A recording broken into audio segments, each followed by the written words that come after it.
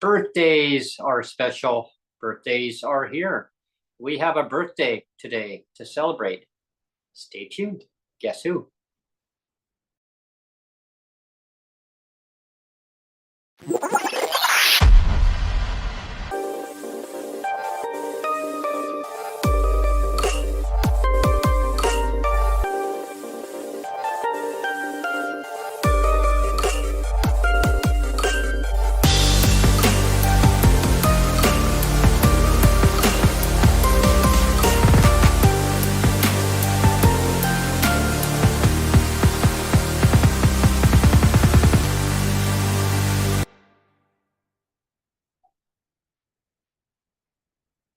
Hello, everyone, and thanks for tuning in to PWD Allies podcast. My name is Brent Frayne. I'm the host.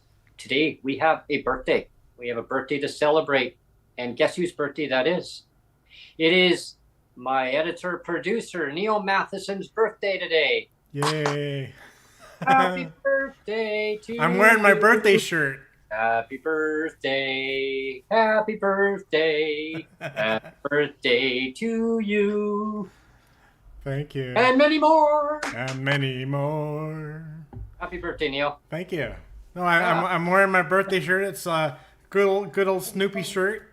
Yeah. I feel like I'm 8 years old again. It's from my wife, so it's cool. Oh, yay. I love Snoopy, so yeah. You know what? I just thought today would be a great day to just talk about the successes of the podcast over the last little bit. Mm-hmm. We don't often get a chance to really. It always seems like when we talk about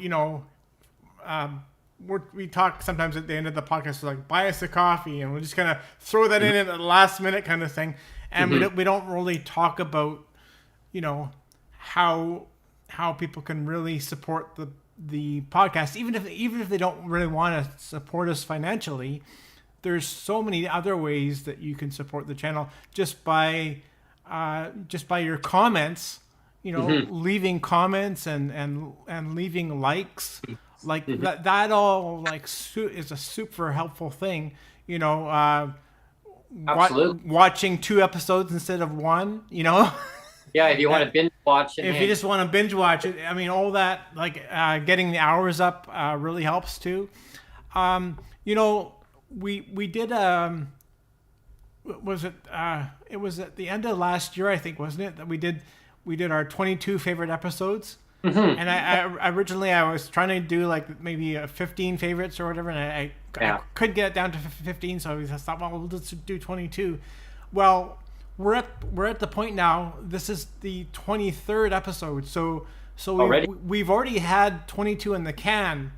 So we did the 22 episodes, favorite episodes late last year, and we're already 22 episodes in the can this year.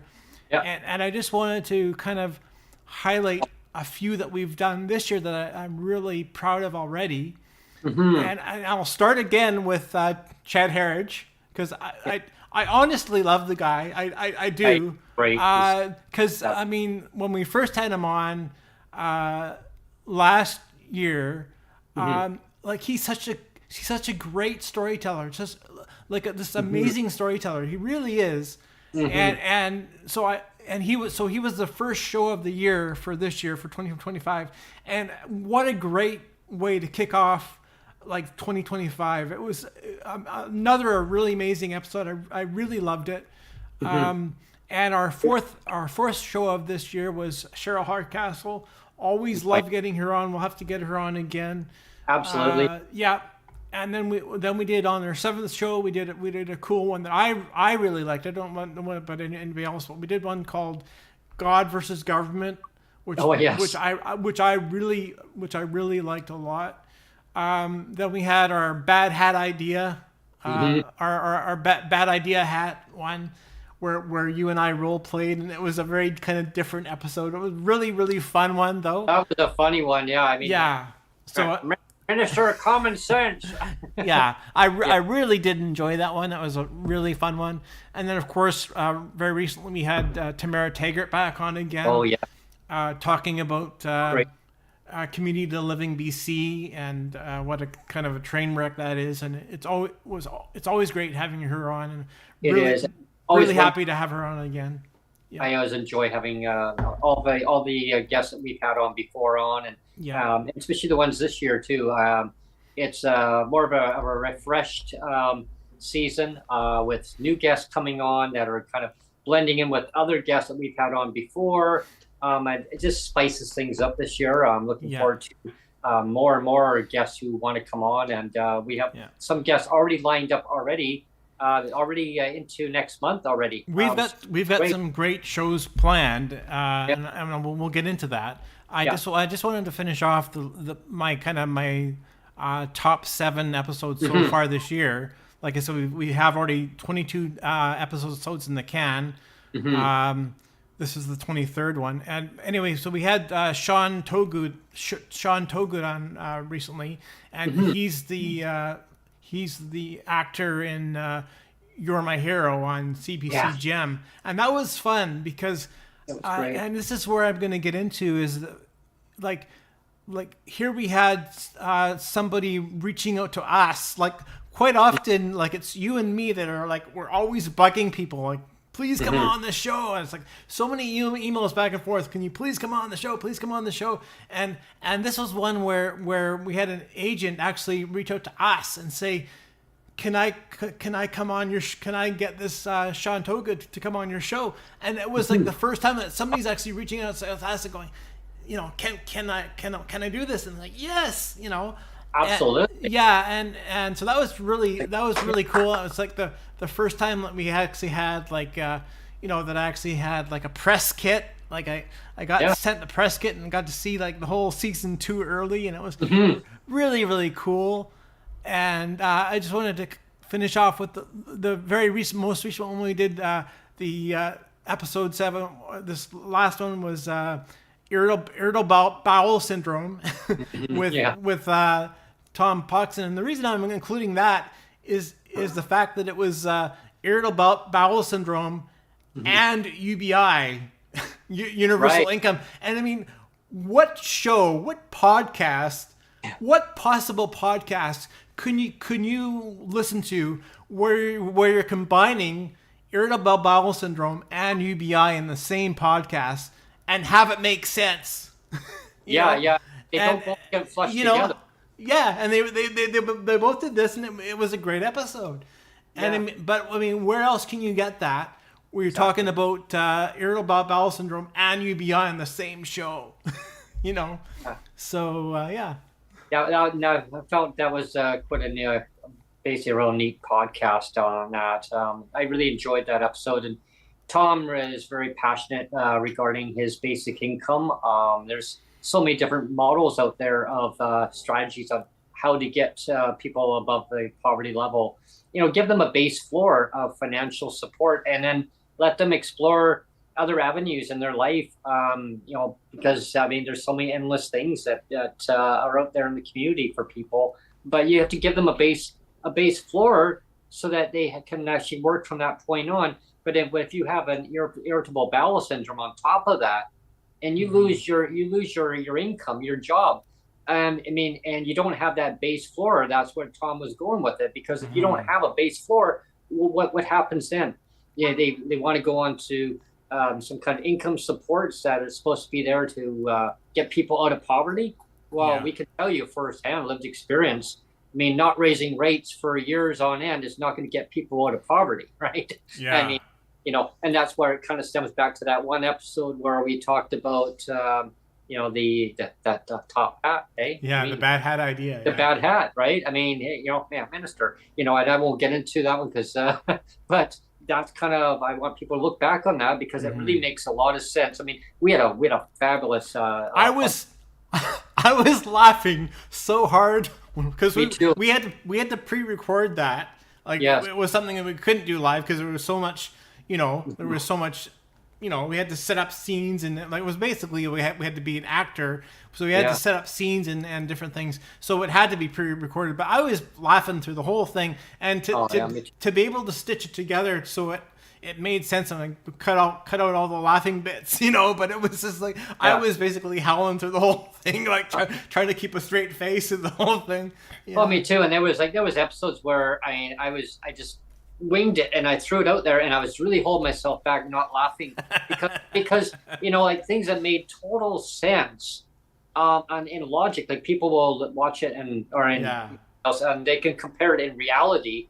And then I see it all the time on social media, Neil, and to our listeners and our followers, like watching live right now. I see so many people pleading for help, that that they had a top profession, like they were 6-figure salary or even higher, and now they've lost everything. They're now in well below poverty level, and now they say, well, gee, I didn't know what it was like. Well, I mean, we talk about lived experience all the time, and stories of people becoming disabled, and I mean, any little accident, things can happen. You could fall out of bed. The person could fall out of bed. They could, anything can happen, and it can change your whole life just like that. And I mean, when I say that governments, they have a choice, and then really it does come down to choices. They can spin it off and say, well, it's the tariffs. It's tariffs. Well, the underlying issue, yes, the tariffs. I mean, is very important. That yes, we all need to be kind of looking at that and how it affects our lives for sure. But the underlying issue is, what were the problems before that happened, right? And when government's saying, well, we raised, I mean, we're talking about BC here because we're in BC, but other provinces can relate to it too, I'm sure. And I know for a fact they can. But when you get a government, just for instance, and, well, we raised rates 5 times, well, technically 2 times within the budget. Yeah. 2 times, like, really? Like, yeah, because all they did was use a COVID supplement to basically, divide it down and then use a bus pass as a wager, right? It's a shell game. Yeah. But, again, the one of the big reasons why I love that the Bad Idea Hat one so much is that it really highlighted how ridiculous, how freaking ridiculous all of these policies really are. Like, because you and I role played, and it got to a point in the role play where you were trying to, like, there was one part where you were trying to act like David Eby, and I asked you like why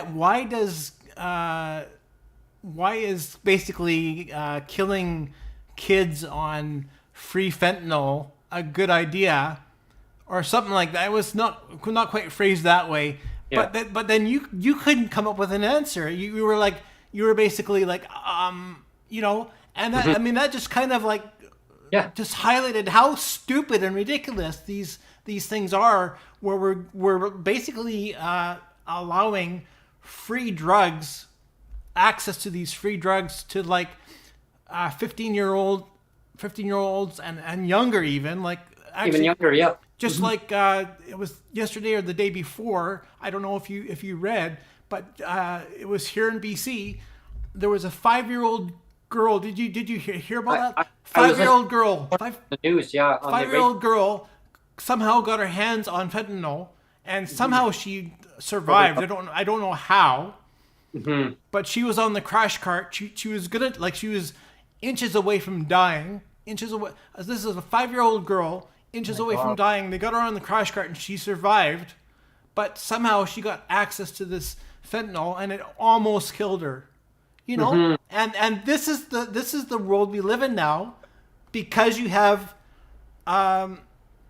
stupidity basically in government saying, just give all these safe supply drugs. I mean, I don't know, like, maybe I'm the wrong person to talk about it. Like, we have Dan in chat. I mean, he's way more knowledgeable than I'm just super opinionated, and maybe that's wrong, but I just don't like the idea of just everybody having these free access to drugs where 5-year-old kids can overdose and almost die.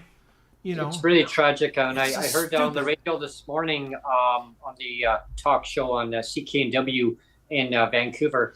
Actually throughout BC now, they've actually changed their radio channel on it. It's 7:30 on your dial.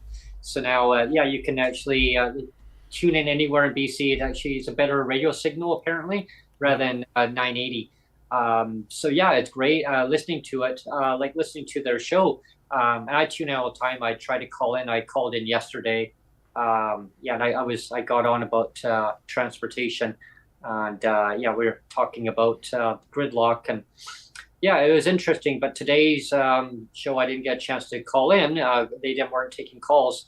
Their guest that they had on the show was talking about a 5-year-old who had overdosed. And you know who the guest that they had on their show this morning was?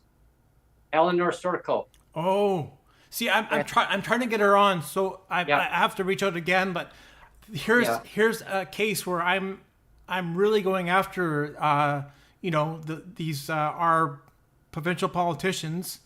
I'm still like, I'm really going to go after all these people this year, and but I almost want them now to start to reach out to us, like. Absolutely. I will keep sending out emails, but I want to get to the point where people are actually reaching out to us and saying, I would love to come on your show, because I've reached out to Elenore Sturko now a couple of times, and I've reached out to Pierre Poilievre, and I've reached out to I've reached out to the leader of the BC Conservatives here as well. There's Mark Carney, who's the temporary prime minister. He may get elected in again, or I don't know. Who knows what's going to be a federal election? Or there's Jagmeet Singh. There's the Bloc. Yeah, I mean, I'll have Jagmeet Singh on. Like all these, I'm sure there's a few people out there saying, well, why aren't you having so and so on, and why aren't you having so and so on? Well, trust me, like we're trying. You and I, Brent, try all the time getting people on, and so I'll keep trying, but I almost want to get to the point now where they want to come on the podcast and talk about. Yeah. You would think that the leaders of the country who want to be leaders of the country wouldn't want to come on and like have a platform that it doesn't cost them to come to and having a debate. I mean, I know that there was a French debate or something in Quebec, and they have to pay $75,000 each one of them to have a French debate. And no, the other one says, no, I'm not paying $75,000 to have a French debate. Mark Carney or something, I don't know. I'm not doing any favoritism of saying, well, should he have paid or not? But anyway, it's free. It's free for you to come on to. I mean, we just want to hear your take. Where do you see things economically? Like, what are you going to do for persons with disabilities on the provincial level? Now I know that it's a jurisdictional stuff within the country, but provincially, those on income assistance benefits in each province. Now, of course, we know where the CDB is going, and I'm not even going to go there on that because that thing was completely boggled up, and it didn't need to be. Most people are not going to qualify for it. There's just too much red tape involved. Didn't need to have all the red tape. Give me the big scissors, leaders. I'll cut the red tape. I'll do you a favor, and it will be a ribbon cutting it, celebrating that I've cut the red tape. And hey, I'll say, wow, that was hard now. So what I want is to have your view. What are you going to do economically to help people on provincial level get rid of the barriers that were created with that CDB? Better yet, how about a basic income? Call it a day. Well, you know what, Brent? I just want to go back to the BC Conservatives as an example. Like John Rustad, he almost won the election. It was just razor thin, and I mean, he did an amazing job. He did an amazing job to almost, when we have to say, to resurrect that party. But one of the big questions I had, and it hasn't gone away. It hasn't gone away. Is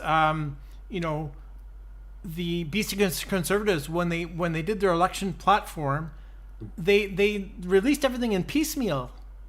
On purpose. They released everything in piecemeal instead of in little bits and pieces here and there. They kind of drip fed the whole thing through the election. And you never kind of saw the whole platform in its entirety. It was never released in its entirety. even after the election, it was never given like this is our platform, and it was just that to me was kind of the biggest misstep.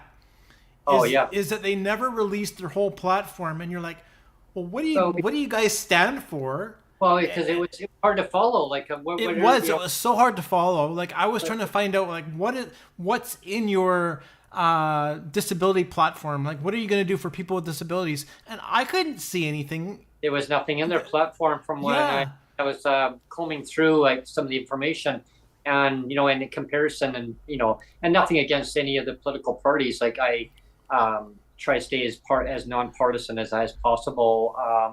I mean, I have my viewpoints and my opinions. I mean, we all do, and I just want to see all the parties work together and create the nonpartisan BS, right? And actually get people up to a livable income. But when I looked at in the province of BC, when I looked at the platforms before the election, like, as you mentioned, Neil, like there was nothing in the Conservative. Like I couldn't find their information. Then I looked at the BC NDP. There was nothing in there for PWD at all, except for the Canada Disability, except for the Canada Disability benefit. That, as we know, nobody's going to qualify barely for it anyway. But it's kind of like cut yourself on the shoulder. Look what we did. It's like saying we raised rates 5 times in 1 year. I mean, or not 1 year, since 2017. It's all rhetoric, right? But I looked at the Green Party, and they had said $2,400, but then all of a sudden.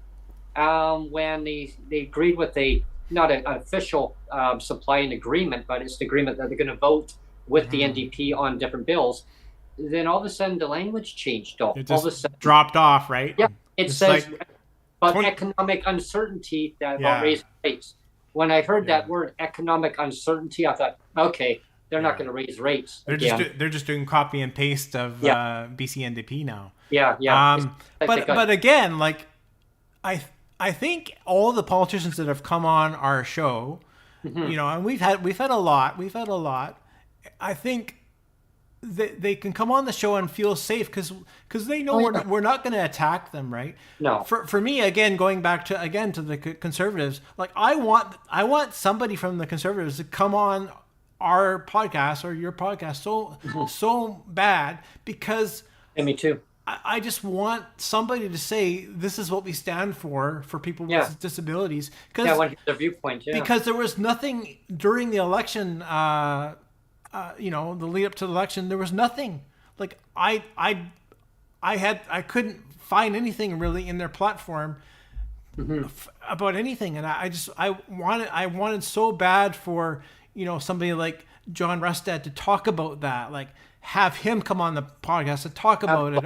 Have one of his MLAs come on and talk about. And I know we were going to have Tara Armstrong on the podcast. She was excited to come on.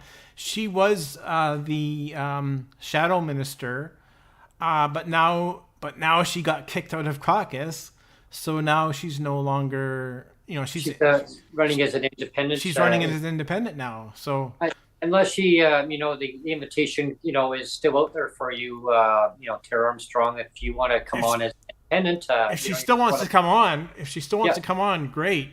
Yeah. But again, my whole thing was that I really just want to encourage any conversation, and I know you're the same thing. It's like let's have a conversation and talk about it. It's not about trying to pick sides, conservatives are the best or NDP are the best. Like I just want to have a conversation and hash things out. And, same as me. Like I want to see where the MLA or MP or MPP or leader of the official opposition is, or the prime minister is.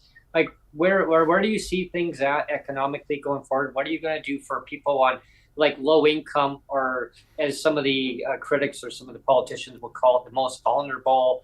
I mean, I just say PWD, seniors, PWD, low income. I don't know. I mean, that's what I say, but they always say the most vulnerable. It just drives me because I don't know. Maybe it's just something in the industry that they call it. It's like the word shelter. You know what I mean? It's just shelter. But I think we're it's dogs. We're all dogs. but I think it's just something that just the industry, they just run with in general. And so I don't take it personally. What I do look at is they can say anything they want to get elected, right? It's what they are going to do when they become elected.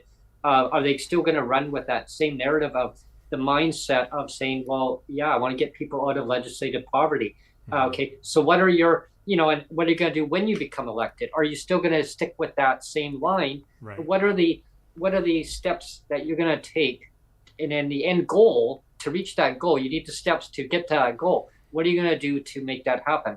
So when I say, well, as Jeff Leggett for Disability Action of Canada would say, you need to have steps to get to that goal, right? So the end goal is to get it up to no less than poverty level financial support for 1.5 million disabled Canadians.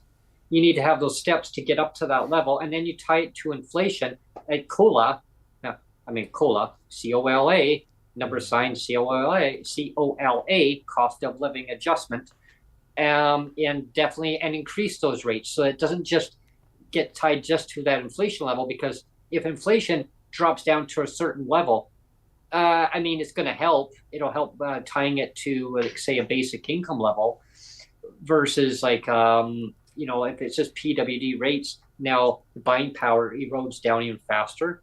So we need to get it up to a certain level so that it doesn't keep dropping down, because I can tell you folks, as you all know, you go to the grocery store, what you used to be able to buy for, say, $100, you're looking at maybe $40 now. You could probably get maybe $30 or $40 worth of stuff, depending on what you're buying, but it's hard. And then not having rates increased in years, where do you cut back? And I guess that'll be another part of our segment today, is ask us any questions that you want. It's like, where do you, if you're a PWD and you're watching this and say, well, yeah, I'm having to cut back. And I look at needs versus wants.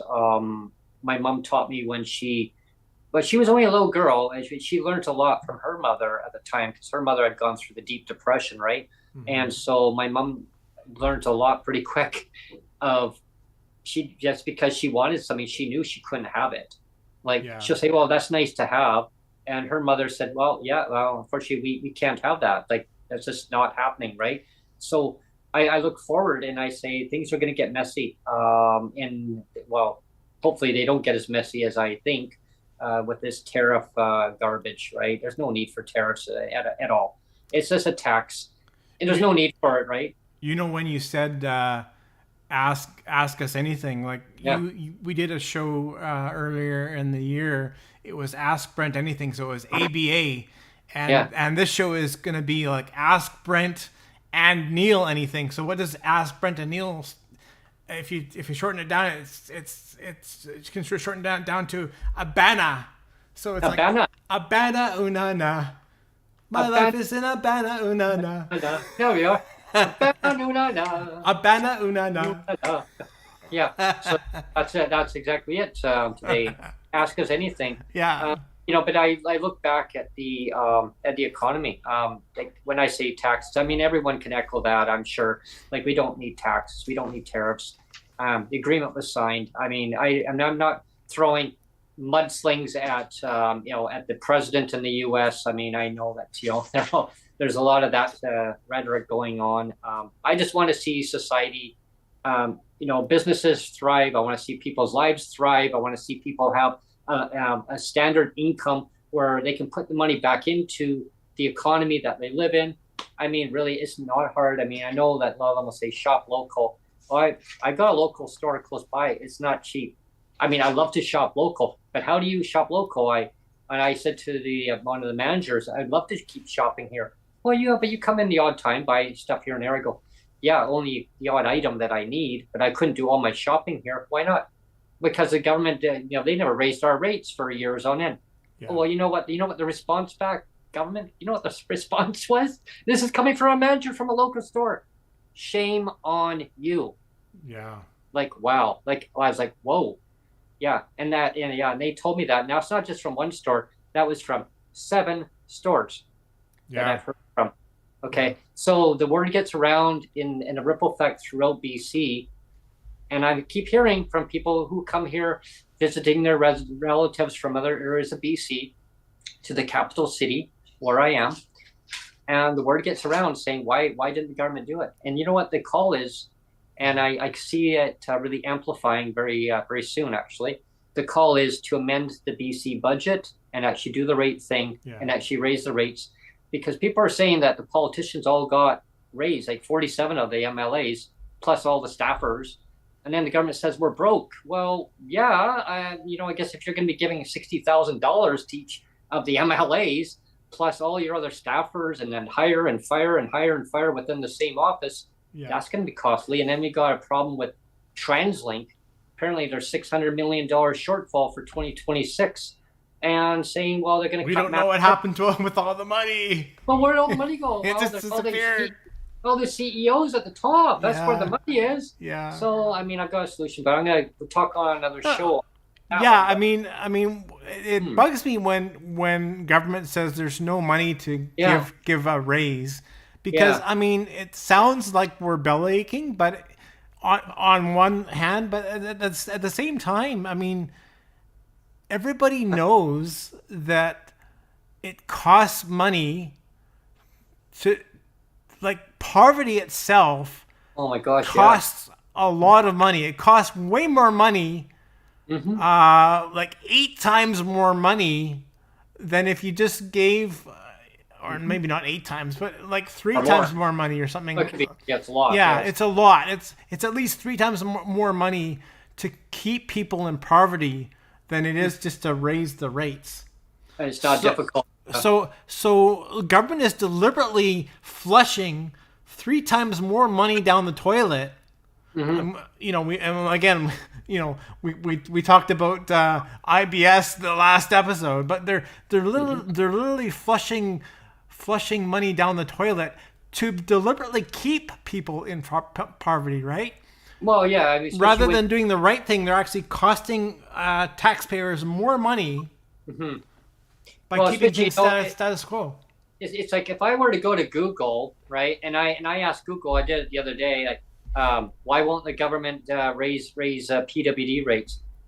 Right away, it comes to the whole line. The government of British Columbia raised the rates 5 times. Okay, well, that's just a generic question. It's right away. It's like saying, well, we raised rates 5 times since 2017. Well, really, did you? And of course, we just talked about that. Again, little bits here and there, skip a bunch of years, and look what we did. That doesn't actually get people out of poverty. Dignified living, right? Give the person a dignified amount to live on. I know the old saying is, well, if they raise the rates, corporate landlords are going to take advantage of the increase. Well, you know what? If you want a roof over your head, you're going to have to pay that corporate landlord that amount. If you don't, guess what? I mean, I rent from a corporate landlord, and I've had lots of discussions regarding that topic. And they're saying, well, they just have to just put the money to just your rates in general. Like, your check is your check. And just because it's divided down into shelter versus support, they say get rid of the word shelter because, you pay your corporate landlord, us. I said, yeah. So you pay it. And if you don't pay it, guess what? You're going to be on the street, right? And I go, exactly. Then you don't get your shelter portion, which is $500 now per month. Wow. It went up in 2023. So much. Yeah, it went up in 2023, but you had to prove that your rent went up under corporate landlords. If your rent went up, went in subsidized housing, they never got a rate increase in 2023. So that shows that. I mean, where can you rent for $500? I challenge everybody here that's either listening to the podcast now or will listen to the podcast later. Write your local MLA and ask them, where can I rent for $500 a month? Please, can you tell me where I can rent for $500 a month? I want to know. Historically, that's a great question, because historically it went up to $500. Yeah. And here's the other sad part is that if people in, say, outside of the subsidized housing industry, I call it, this sector, if you're renting from a place, a basement suite somewhere, and maybe you're corporate, or maybe it was a corporate manager, but most of them actually do give you a rate increase. But if you were lucky enough that your rent did not go up, all right, and say you're paying $375, imagine that. Mm-hmm.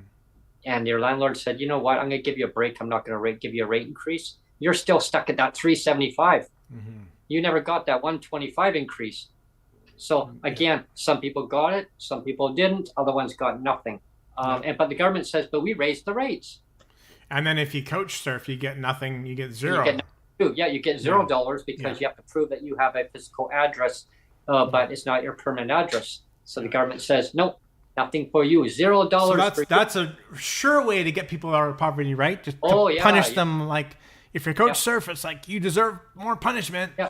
But here's the thing though, Neil, is that the government will say, no, we're not going to give you that shelter, but where you're staying, they may say, okay, so if you could maybe throw us a couple $100 or $300, just to be here, but we can't sign for you to say that this is your permanent address. So you're now taking that out of your base amount. So now you're still losing that $500 off of $1,483.50.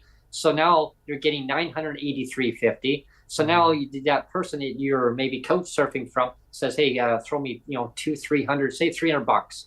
Mm-hmm. Now you've only got $683 left. Mm-hmm. And now if you want to go and try and find a place to rent from, they say, oh, can you show me your income? So you do a printout. What? Is that all you get? Yeah. Are they going to want to rent to you? Well, no, they'll give me more if I basically prove that you're going to rent to me. They're going to give me $500 more, plus they're going to top up this. Mm-hmm. Okay, and that's what you're going to live on? That's all they give me. Then that's when all the questions start coming down too. Now the corporate landlord says, well, how are you going to get by when the rent is actually more than that?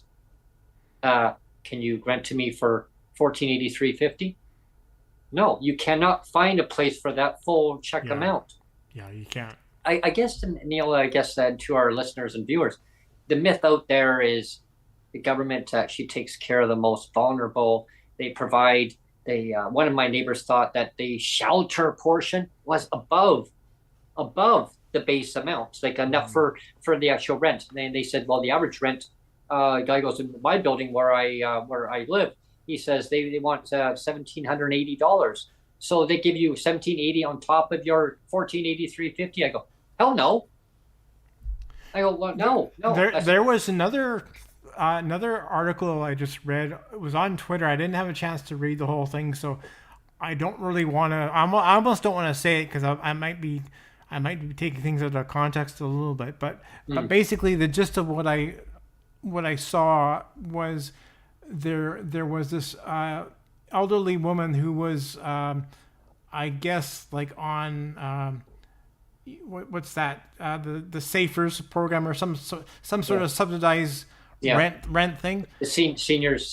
Well, yeah. So she was in a subsidized housing arrangement thing, and apparently she basically hacked up a house into 8 different bedrooms, and she was charging 8 people, basically 8 rents for these 8 bedrooms that she hacked up. And so she was collecting all of this income, like as personal income, while the government is supporting her on this kind of the income support, like this the Safers program. That is what I just saw that on Twitter, and again, I don't want to be taken too much out of context, but that was basically roughly what I saw. Was there's one woman who basically hacked up a house into all these different rooms, and she's charging 8 people, like, I don't know, maybe like $500 a room or something. So maybe, whatever, like $4,000 or something. Wow. She's qualifying for subsidy herself, right? Yeah, but which is 30% of her income. For Safers, familiar with that. Yeah. My mom had gone through that program. But here's the catch, that you can't. It's based on household income. That Safers, how it's designed, and it's so archaic. It needs to be changed. And I argued with the government decades ago regarding that, because it came down to the point where myself and my brother my mom had to make a choice of saying, well, one of you has to move because the income's too high for the household, and she was going to be cut off, and then she was going to have to pay, the market rent, what they wanted, like the higher amount, and that's how the program was set. So my mom had me staying because my brother was able to be independent. He was able to be self-sufficient. I mean, he had his own business, so his income was much, much higher than mine. And I remember way back then, my brother goes, well, why is your income so low? I mean, yeah, it's lower than what mom's is. My mom goes, well, because mine's a senior's pension, and it's divided up into segments of different things. Yeah, but his is even lower. Why? I thought the government's supposed to take care of him. He goes, oh man, he said, you got the short end of the deal. I mean, yeah, like that was, and so I went to the government at the time, and my mom says I got the short end of the deal. My brother says I got the short end of the deal. Oh, don't worry. The government's going to make sure that people are taken care of. Don't worry. Yeah. Wow.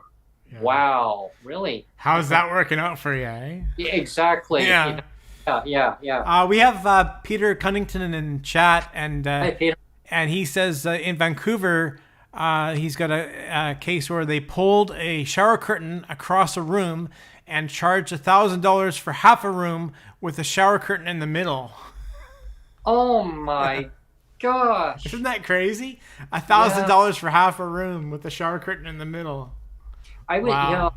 I was reading on. Speaking of social media, I was reading basically just recently, same kind of a situation where 8 rooms were divided, and there was I guess a person was majorly self-dividing their whole place up for immigrants to live inside their place. And on top of that, those 8 rooms, there was a lot of beds that were set up in each room that were lined up. And it's so sad. Like, it doesn't have to be that way. Peter's still in the chat. What time, Peter, on the 31st? Yeah, we need to know. We would love to have you on, Peter, but we need to know what time you're coming on AM, AM, PM. It doesn't really matter to us. It's before 2 p.m. though. Before 2 p.m. But and also anytime after, say, 9 a.m. Our time Pacific. So between 9 and 2. Anytime between 9 and 2, you have to give us a time, and then we'll slot you in. Yeah. But we need to know. We need to know the time, Peter. And I don't know how long you want to stay on, Brent, but we've chatted for about 45 minutes, and I kind of wanted to bring it back, maybe for a little bit more. Maybe at the end here to talk again, because we don't really spend a lot of time on the podcast itself, the time and energy it takes to put this podcast together. And I just wanted to run through. I've done this before, and I think once before, maybe, so that's how little we talk about it, honestly. But I just wanted to go through some numbers again, just for our listeners. Like in 2022, that's when you came to me with the idea. It was January of 2022. You came to me with the idea of I want to do some sort of podcast thing, but it was originally through Twitter Spaces. Yeah, I want to do some kind of chat thing where I bring in people together and talk about their lived experience of stories, and that's where the stories came in. And then we were trying to think at the time, once we just kind of winged it out onto Twitter Space and come to with an idea of just a general idea of what would the show be called, what would and bringing people's experiences together and like a common theme, and the show's developed from that point on. It blossomed. I knew when I approached you, Neil, and that I thought, this is a hot tamale. Like, this is going to be something big, because I knew at the time that a lot of people were talking giving 2020 onward, right? And that's when I thought, okay, like this CDB thing, but people talk about I was reading about, basic income. Like people, they just want to have something guaranteed. They want something that's going to help their well-being.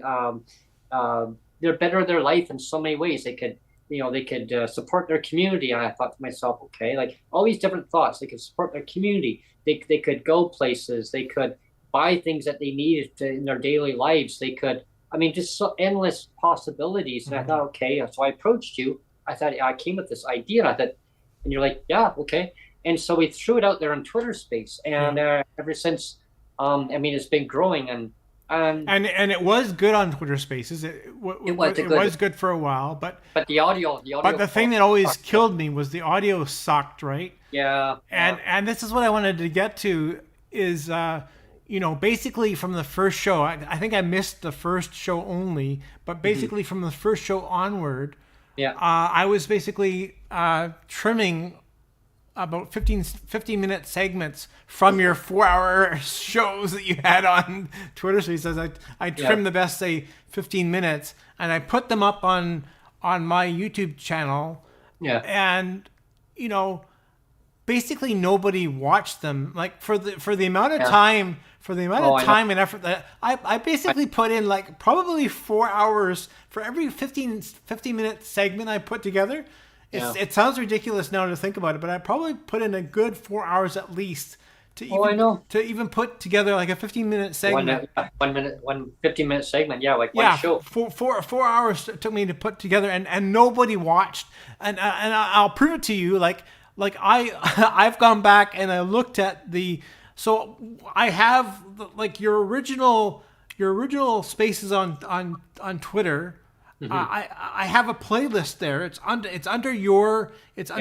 I have a, if you go to the YouTube channel, I've got a row of videos that kind of belong to me and Jake. I call them Jake and Daddy videos. There's a row of like 4 playlists, and then I've got a row of like 4 or 5 playlists for you and Sonia. I call it Brent and Sonia videos. So I've got a collection of my videos, 4 or 5 playlists, and I've got a collection of your playlists. And one of your playlists under your name is the old Twitter Space videos. They're still there, but they're all under a playlist, and there's like 100 of them. There's over 100 of those videos.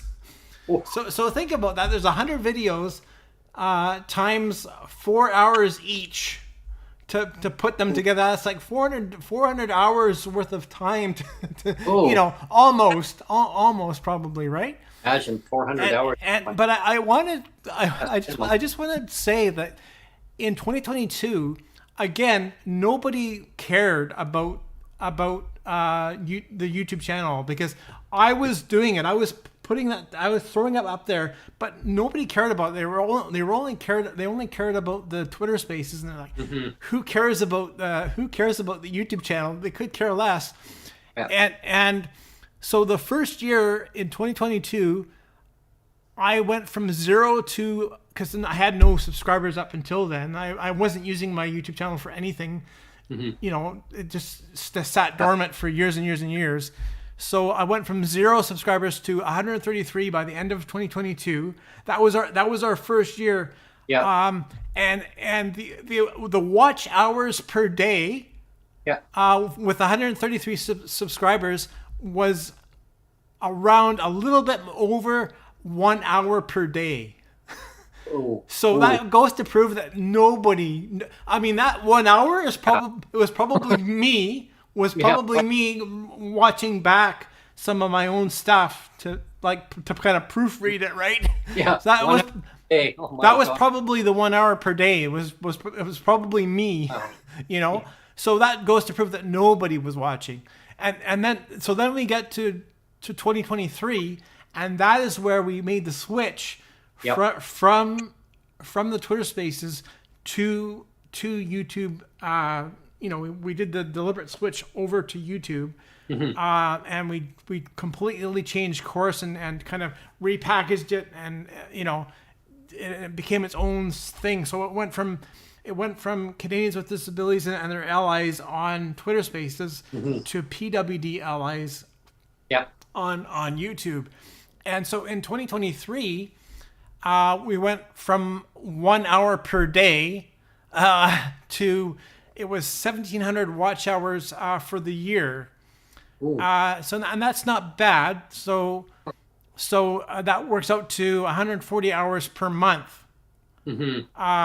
So we went from 1 hour per day to about 140 hours per month, and we went up to 34,000 views, and we got 225 subs that year. So the subscriptions went up, our subscribers went up, and then in 2024 we got to 3,300 watch hours.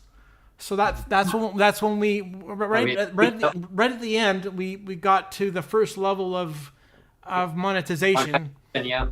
Because you have to get to at least 3,000 hours to get the first level of monetization. So we got to 3,300 hours by the end of 2024, and that works out to about 275 hours per month, and we achieved 54,000 views, and for that 1 year we had an additional 1.5 or basically 1,500 subscribers just in last year. And then for this year, we're only 3 months into this year, and we're already seeing an uptick in the hours. We're already achieving 300 watch hours per month, which is pretty good, right? And we're up to 20. So again, this is in 3 months only. In 3 months only, we've got to 21,000 views in 3 months. So we're on pace to get to maybe 100,000 views in 1 year. So that'll like double our output for last year. And just in this year alone, we've got an additional 1,900 subscribers additional just in this year alone. So it really is ballooning up quite a bit. Very. Because I mean, I remember like there was a few times when you were back on Twitter Spaces where you had a couple of times where the room blew up and you got like maybe 100 people watching at one time. Well, now we're getting 150 eyeballs per day, every day, or more. Like 150 eyeballs a day is kind of the average for us now. And I mean, back in the day when you were on Twitter Spaces, 100 people coming into the room was great, but now we're getting that every day. Especially when they all try to talk at once. Yeah. So it's really so again it kind of just shows you the growth of where the channel came from and where it's going. So the popularity is there, and because it affects people's lives on a day-to-day basis. Anybody, I mean, allies, I mean, it affects their lives. I mean, they can become disabled, and they will become disabled. They're diagnosed, right? I mean, nobody wants a disability. A disability can impair people in so many different ways.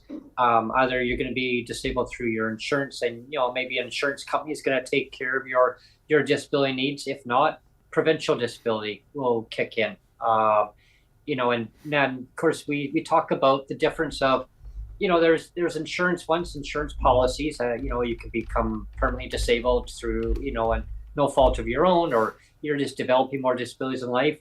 But if it's a workplace injury and you become disabled, like you're going to go through an insurance company that's, if you're fortunate enough that you're going to be taken care of that way. Is the amount going to be adequate to cover your losses of your income?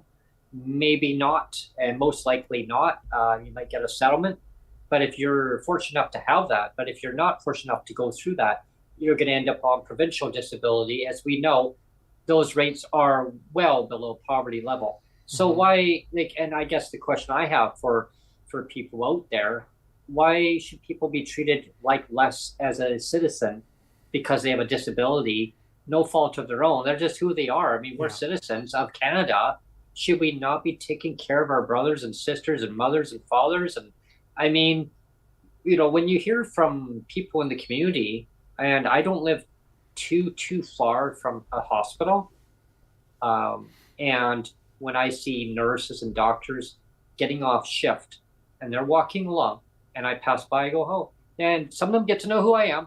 Hi, Brent. I go, hi. And some don't want to talk, and I get that, because they've had a rough day. They just want to tune people out because they're dealing with people on a day-to-day basis, right? Or they got their headsets on. Okay, that one's got the headset on. And one lady said hi to me. Why? Because she subscribes to the podcast. Yeah, that's cool. A nurse, and a doctor does too.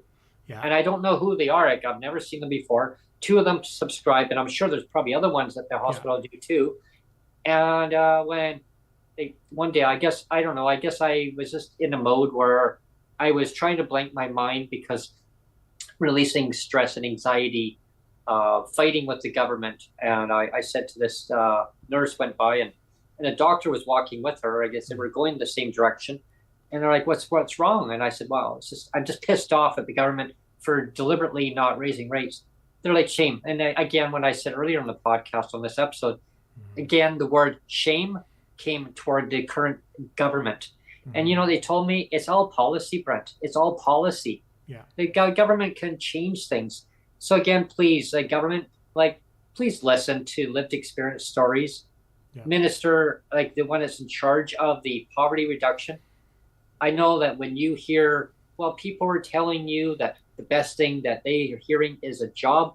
Yeah. Well, coming from practitioners and lived experience, a lot of people are saying, no, they just raise our income so that we can have enough money where we can put the money back into the economy. And really what it comes down to is having enough money put back in the economy where they feel that they are treated equality within society. Yeah. So, a job is great, right? Well, I think we've all in time, we've done jobs. I mean, hell, people who used to be able to help people out had jobs. They become unemployed, and now they're disabled. And they say, well, yeah, I used to have a good job, but now I don't have a job. I'm on disability support and now living below poverty level. And then the government says, well, the best thing I hear is give them a job. Well, you tell somebody who had worked for 40 years in their life, well, the best thing they do is get them a job. Well, and a lot of premiers are saying that same narrative, right? I mean, not just BC, but Ontario. Just get them a job. Well, and that's the thing it's so infuriating to me. And again, I feel like a broken record, because it's like, again, I've worked for 20 years. Lots of people have worked for 20, 30, 40 years. Oh, yeah. My first wife worked for 20 years. And so for the government to say, get a job, well, I got a job and my previous wife got a job. Yeah. And what do you do to honor that? You claw back income on purpose, deliberately. Yeah. So you're not actually honoring the fact that people are working. Yeah. Like, I put in a good, and I mean, we've said this before too. Is like, and this is not a joke. I don't say this as I'm being absolutely serious. It's not a joke. I've said before that when you have a disability, it's like dog years, right? Like we know about dog years of like one what is it? 7 years. Yeah, one dog year is 7 years human years, right? It's the same thing for people with disabilities that work. Basically, every year that I worked, it was basically seven years of toil on my body, physical toil on my body. So 1 year of work for a disabled person is actually equivalent to about 7 years. It sounds stupid. I know it sounds stupid for people that don't know, that don't have that lived experience. But I'm telling you the truth.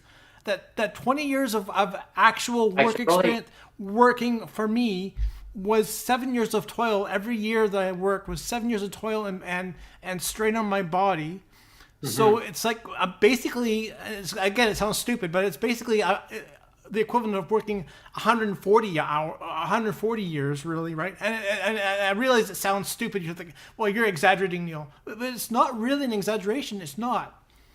And I wish government would wake up to the fact that if I work for 20 years and you work for 20 years, because whatever it is, I know you worked for a lot. Long time. I mean, 20 years for a person with a disability to work that much, that's a shitload of work.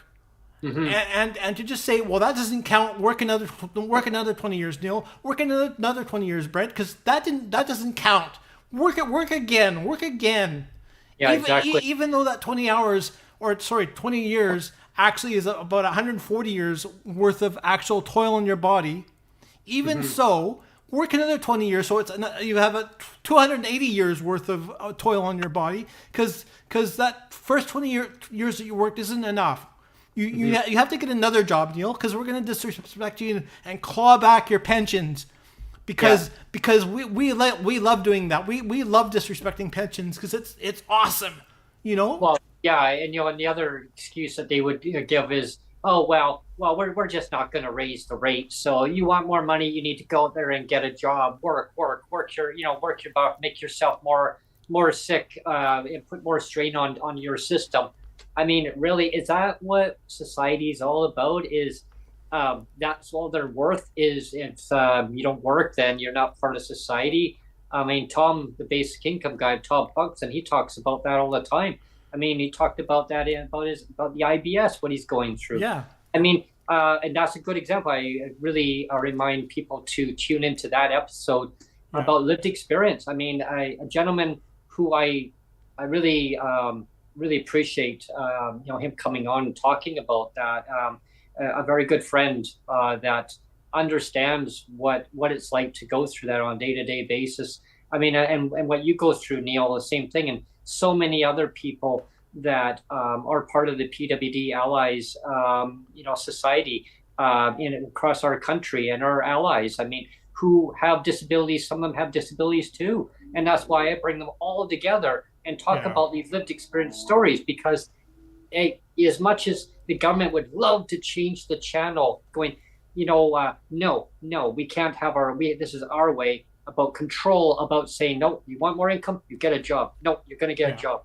Okay, until you live that experience, you live our lives, people, live our lives. Put yourself into our shoes. I tell you, you won't be able to handle it. Why? Because I remember, Biff Naked, we had her on the 1 year, and she talked about the welfare challenge. Yeah. That was sure quickly stopped. But you know why? Because politicians, they said they were getting sick. Yeah. Getting sick. Imagine that. The MLAs were actually making us sick. We can't do it anymore. They said we can't do this. We can't live on shelter rates. It's far too unhealthy. Yeah. And then the MLA complaining that, well, I can't rent anywhere for that amount. Yeah. $275. Michelle Stillwell. Yeah, $1,000. I can't get anywhere for $1,000. Yeah. Well, can you get anywhere for $375 now? $500 at the most. Well, you can't get for a whole check. Yeah, and again, this is where I'd love to throw it back at the MLAs, particularly with the BC NDP and David Eby and people that have gone before him. Like, I would just love to throw it back in their face and say, well, you know what? Like, why don't you try working the equivalent of 140 years? And again, people are going to say I'm exaggerating. That's fair, but it really isn't an exaggeration. It's not hyperbole. I want them to feel what it's like to work 20 years in a disabled body, which is literally the equivalent of 140 years. It's not a joke. It's not a joke. I want them to work 140 years and then have their pensions clawed back, and then they can tell me if that's fair or not. They can tell me then if that's fair or not. If I tell them, please work another 20 years, and maybe I'll honor your pensions, maybe. And see how their health and their well-being. And see how healthy and their well-being is after working 20 years in a disabled body, the equivalent of 140 years, and see how healthy and responsive their body is after that. Yeah, and speaking of the clawbacks, going to look at across the country, I was just reading recently a very disturbing, very, very disturbing situation when it comes down to the CDB, right? We know that across the country, that thing, it was supposed to be historic, right? When it was supposed to be launched 5 years ago, and still, PWD were still waiting, folks. That's right. I mean, we're still waiting for something that was promised 5 years ago under a different administration at the time. Um, yeah, yeah. So follow the breadcrumbs on that one. So historic amount, get people out of poverty, millions. It went, and then the language started changing on it over time, and all the way down to up to $200 per household. Bunch of red tape, DTC, application process. Nobody knows all this stuff. Doctors won't even sign off on it, and even if they do sign off on it, now they have to go through the CRA. Their doctors are now looking at the strict conditions, and I was talking about that one day on the podcast here with you, Neil. My gosh, the requirements. You basically just have to be completely, I don't know, like what words I should even use on that to qualify for that DTC. Yeah. Yeah. I mean, they changed and they've said that the CDB is going to be a whole other other application process. Oh yeah. And so then, yeah, $50 minimum. Maybe I've heard up to $200 to be filled out, and no guarantee. And then you got the CDB on top of the DTC, up to $200. You have to fight up to $200 per household for something that the person's not going to get. But BC was waiting on that one, right? Yeah, for something that people aren't going to get. Meanwhile, they don't increase your rate increase in the year. So people who don't get that are not going to get nothing. So that's terrible. But the news that I was reading is in Alberta. Apparently, they get $1,901 a month, but the government says that that they're getting the most generous amount in the country. So they want to claw back. Everybody, they want to claw back the up to $200 for the favorite word. Clawback. They may qualify. Yeah. If they're lucky to get that $200. My gosh, imagine $2,100 and you're living in luxury. Yeah. Well, you're luxury at $1,900 apparently. Wow, how does that look on BC and Ontario and other provinces? Yeah. Wow. Yeah. But hey, a privilege of we're not going to claw back in other provinces, but Alberta says we're going to claw that back because we don't want you getting more than $1,900 because we're giving you the most in every other province. Wow. That's not a good look now, is it? No. They need to fix that. I mean, come on, government, like that's pinning disabled against disabled again. I mean, I can tell you lived experience. It's not a good look. Yeah. I mean, that's like saying. But again, they love doing it. They love saying, we'll roll out a program for 15% of you. Yeah. And say we're doing a good job at 15% of this people with disabilities are getting the program. Like we say with the rent subsidy or something. Oh, wow. We'll dole it out to 15% of you, and who cares about the other 85%? They'll say, well, you chose to live in that sector. It's your choice. It's not us. It's not our legislated poverty. It's your choice. Especially the government offices. Live better. Budget better. Yeah, live within your means. Cut back. Make better choices. Throw your change on the counter. How much change is on the counter here? How much? Yeah. Yeah, really? Like, is that what we come down to? Or why do you need a subsidy? Why are you applying for that? Why can't you? Can I ask David Eby to make better choices because he just blew through $9 billion it's actually of taxpayers' money and. Yeah, it's actually, I think one of the media were saying it's going to be $11 billion. It's going to be $11 billion in 2 years. Yes. Actually, well, as soon as they get rid of that carbon tax, they're short $2 billion. So my guess is that how are they going to make up that $2 billion loss? They're probably going to claw back the disability rates by not increasing it again as an excuse of saying, well, it's a shortfall. Or maybe TransLink, they're short $600 million right now. So they're probably going to claw back and say, well, we need to cut out of education, healthcare, people with disabilities. Yeah, we don't want to give them a rate increase because we don't want. So can I say it, Brent? Can I say, make better choices, David? Make better choices. Well, to me, it's so appalling because I know John Horgan when he was premier. I know there was people out there that weren't a John Horgan fan, and I mean that's your preference, right? I mean, but I think.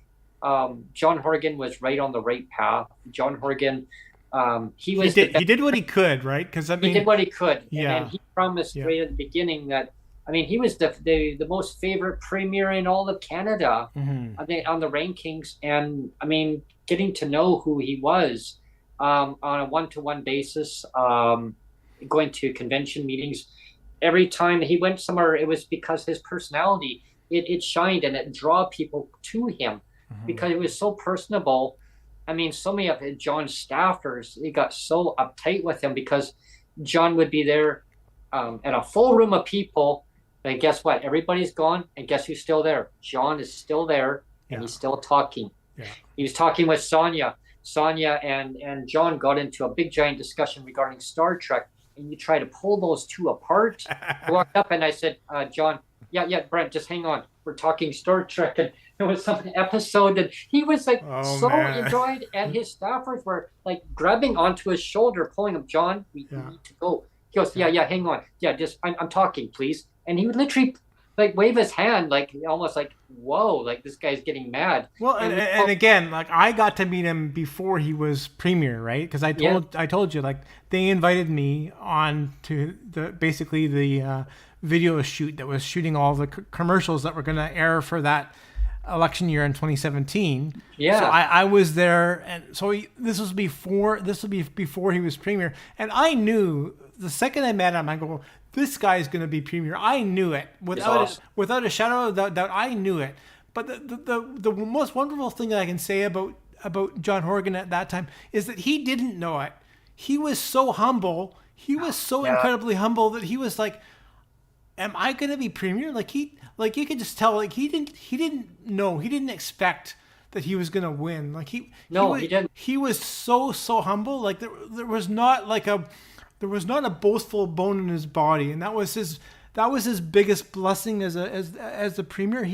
He didn't have one boastful bone in his body, right? Well, I noticed that when we were in Kamloops because they had a convention, and that was before he became premier, and we got to learn a lot about how campaigns go. And I mean, I look back at the funny times. I mean, I can tell you some funny moments to our listeners, and some of the insiders who like, oh my God, you're sharing that story. So, we went up and up there in convention. And so we had our accommodations set, and, we basically just bought some pizza. And I think we went to, what was it? Oh yeah, Original Joe's. That's right. We went to Original Joe's and we're talking to the waitresses there and the servers. And they're like, haven't seen you in here before, ma'am and sir. I go, no, it's been, I think maybe there was one other time many years ago. I said, did you know there used to be a hotel here before? No, I didn't. I go, yeah, right on this property. Wow, okay. How do you know that? I go, because I used to work at it. Oh, really? Oh, yeah, there used to be a hotel right here. Oh, okay. I go, now it's Original Joe's and a dollar Rama and a bunch of other stuff. And I'm like, oh, wow, that goes back years. I go, yeah, tell me about it. I did a career move and it didn't work out so well. Anyway, long story short, so but the funny part is people didn't know who John Horgan was at the Original Joe's. I'm like, what? I said, he's gonna do this and that. He has different plans, and I kind of gave a quick overview of his platform of what he wanted to do if he ever became premier. Like, that is amazing. That I go, imagine your wage increase. What would you do with a wage increase like that? I could actually put money back into other like local businesses where we live right now, and because that's what we do. We can't really get outside of the community here. I go, well, Kamloops is pretty big. You go North Shore, you could go to Brocklehurst and Aberdeen and Sahali. Like, and I can tell you all the areas because I lived there for a good while, and so I knew the areas quite well. So when I went up there, I knew my way around. A lot of areas have grown since when I had been there, but anyway, so when they told me their stories, but I said he has to get his name well known because right now people didn't know who he was. I mean, even at the hotel, they didn't even know who. Sonia goes, John Horgan, who is he? And she says, well, I mean, he's the opposition leader right now, and I mean, he's running to be, in the next election to be a premier, if he becomes elected. So I told John, actually, it wasn't just me. Sonia said, John, oh, hey, you two. And she says, I've got some info for you. What? People don't know who you are. what do you mean they don't know who I am? I'm gone. Yeah, isn't that funny? Yeah. So she's just nodding her head, but she's sitting there. But people didn't know. And I said, well, he goes, well, I guess we need to fix that now. I go, how? Yeah. He goes, well, you two need to tell people who I am. He says, but I guess I have to do the legwork, because if I want to be premier, I got to actually get out there and actually go community to community and get my name well known. I go, well, but he appreciate all of our advocacy at that time too. Yeah. And so that's how I got to know John really well. And, he promised me, he says, like, different things of saying, well, I promise that I'll be the best person I can. But I can't promise you the moon, and I'm not going to be able to promise you the moon. I'll do the very best that I can, but I can't make everybody happy. And I'm not going to try to make everybody happy, because I know I can't, he said, but I'll do my very level best, Brent. Mm-hmm. And I always stuck in my mind. And so when I praise him on that part, because, I dearly miss him, but I also, it's like he reminded me of my mom, because he was so approachable, I could go to and talk to. Yeah. But I cherish all the memories, though, of the takeaway from people who have had direct contact in my life, have had a very positive outcome to me. I take away the most positive things, and I cherish it. But I also echo it back out and do my very best. I learned from advocacy. I learned from others. I've done a couple missteps in my advocacy, different little minor little things, but not meaning to push people away in my advocacy. It's just different ways. Shane Simpson will tell you that I did a couple missteps on his behalf. Well, that's what I mean. We all learned, though. Like, we all learned from effective listening skills, of effective learning curves. But for me, I learned from everybody, and I say, okay, I can own up to it. It's and I wish politicians would do that too. They say, well, you know what, I screwed up. I must do better. How can I do better? How can I learn from you or everybody in the community or across Canada? How can we do better? The only person that actually has ever said that, and again, Dan Davies. Like, thank you, Dan. Like, Shane Simpson also. Shane Simpson.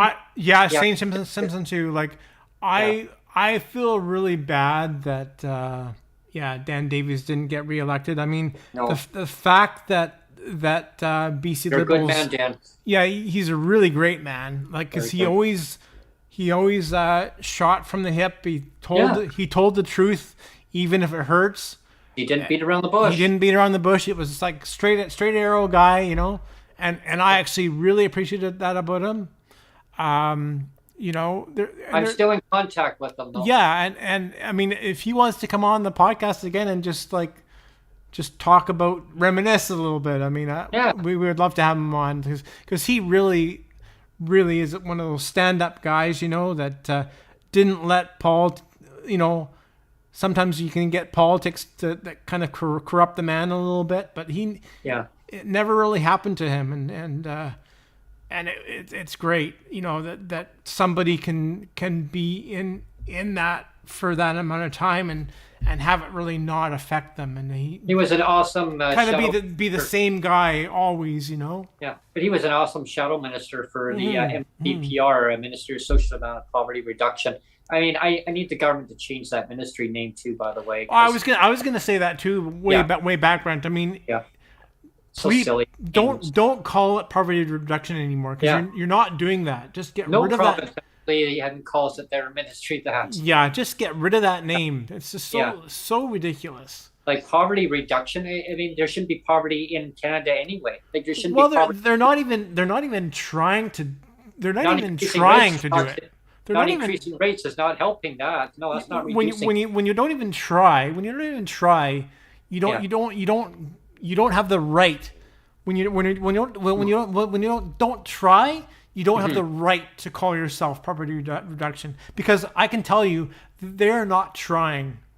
They can say there's more work to do, but if you're not trying, and they are not trying, I don't care how many times Sheila Malcolmson says, well, there's more to do, more to do, more to do. I don't care how many times she says that. She's not trying. The whole ministry is not trying. If you're not going to try, don't call yourself poverty reduction. Well, especially under BC government news on Twitter, X, on our BC government news, they got bombarded about the rate increases. I mean, people that are allies, people that are disabled, but people that don't have a disability. I mean, they were mentioning comments to the government, and their response was, "Oh well, we raised the rates 5 times since 2017."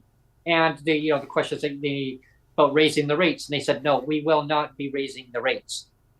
Like, I mean, this is going to people that are allies that are standing up for people or PWD and BC, and the government spewing that same one. And I can go into Google and type in about PWD rates. Oh, government has raised rates 5 times, blah, blah. It was that same script. Yeah. That same script. We love our legislated poverty. Don't make us change it. We love it. We love legislated poverty. Project out those words. Yeah. We will be increasing rates effective immediately. Yeah. Yeah. Anyway, we're getting close to like an hour and a half almost, Brent. So we probably should wrap up. I almost did want to say earlier, we should have said this earlier, is that, just like always, there is that little dollar bill in chat right now that if anybody wanted to send me or you a birthday coffee, I hope they send you a birthday coffee too, even though it's not your birthday. But if anybody wants to if anybody wants to send either of us a birthday coffee, they can do that by clicking the dollar bill in the chat. And then once this video goes live and is not a live stream anymore, in about 24 hours time, that dollar bill will disappear from the live chat, but then it reappears at the bottom of the video again, so you can click it again and donate, whether one off or not. And also, I have to say too, on this particular video, if you go into the description, I actually put a link for anybody that's so inclined that wants to do a month or like a monthly or maybe 2 months, 3 months of a membership. Because we do have membership. I kind of had fun with them. I realized there's going to be almost nobody that does it, but I still had fun with it. I still gave people the option, because there's, I think it's for $3 a month. It's called the Timbit. And then there's $5 a month. It's called the Apple Fritter. So I had fun with it, like I said. So $3 a month of support to the channel is Timbit. $5 a month is the Apple Fritter. I think it's $12 a month. Is what was that again? For a pack, is it? Oh, $12 a month for the support of the channel in the membership. Yeah. That was called the Double. Oh, Double, right? The Double. And the $30 a month is the highest tier. So there's 4 tiers. It's a $2 Timbit, the $5 Apple Fritter, the $12 Double coffee, and then the last tier is called the Bublé. The Bublé bits. In honor of Michael Bublé. And we talked earlier about that. I hope more people actually reach out to us to schedule in like episodes, rather than me chasing people down. And secretly, like, that's my dream, is I hope one day like that Michael Bublé just calls me up and say, "Hey Neil, I would love to come on the podcast. It'd be great." Yeah. That'd be fantastic. So I mean, that's my high watermark dream, is to have Michael Bublé himself, call and say, "Hey, schedule me on the podcast. I want to come on." Yeah, exactly. And even the person that we reached out to, Eric, before, she's got some celebrity before, music celebrity for us. And if Eric, if you're watching this, if you know anyone that's hearing impaired or any other disabilities, or they would love to, as an ally, to come on to the podcast, definitely reach out to Neil or myself. And I mean, when people reach out to me, I usually carbon copy you into to Neil, so that Neil, Yeah. because Neil actually is the one who does the scheduling and programs all the stuff in. And I mean, I thank people who do reach out to me directly. That's awesome. But if you're wondering, well, how come Neil's now responding? Because Neil basically does because I'm only one guy. He's just one guy. And Brent is only one guy. And people that are only one guy can only do so much. Yeah. Yeah.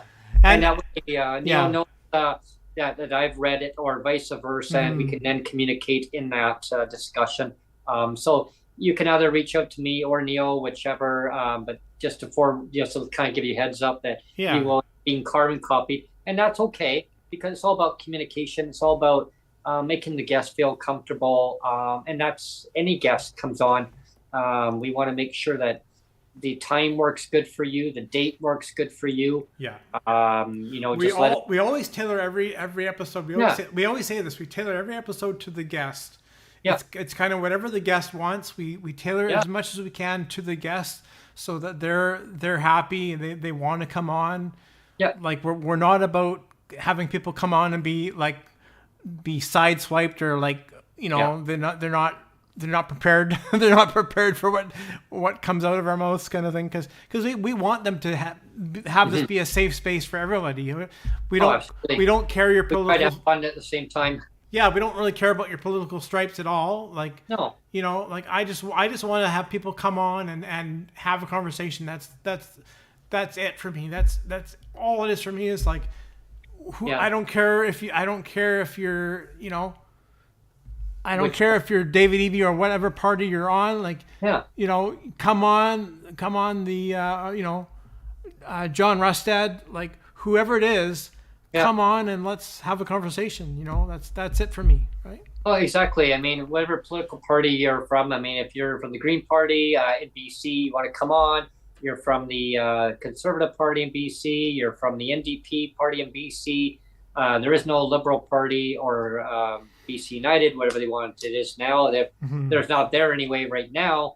I mean, any party across Canada, if you're an MLA, you're a leader, whoever you are, you want to come on. If you're an ally to a person with disabilities, or you're a person with disability or disabilities, you want to reach out and come on to the show, reach out. I mean, we're open. We have the doors open for you. Yeah. We'll make a spot for you. Like you and I will continue to reach out to all the high profile politicians. Like that's my thing, is I'm always going after the high profile politicians. But having said that, but they want to reach out to us first. I want them to start reaching out to us first. I would love that. And so this is my open invitation, and your open to invitation to the politicians. Like, we're asking you to reach out to us. Reach out to us, and we'll schedule you in. Yeah. Exactly. It's like if I wanted to make an appointment with an MLA or an MP or a leader, I would have to reach out to them to make an appointment, right? Yeah. So it kind of goes the same way. You would love to come onto our podcast and talk about where you're at. What are you going to do for the economy? And right now, as the leaders for the country that are running to be the prime minister, all I'm hearing about is a tax cut for the middle class. Okay, what about people on lower income? People on low income, seniors, people with disabilities. I mean, just the average person, not just the middle class. I mean, is it just middle class? I mean, so now it tells me that narrative, that's that rhetoric. Well, right? and you just hit the nail on the head, Brent. I mean, especially the fact that we have a federal election coming up now. Yeah. Right now, we should have politicians clamoring to come onto our show. I think so, they should be clamoring to come onto our show. And even here in BC, even though we've had an election, it still feels like here in BC that everything is in total turmoil.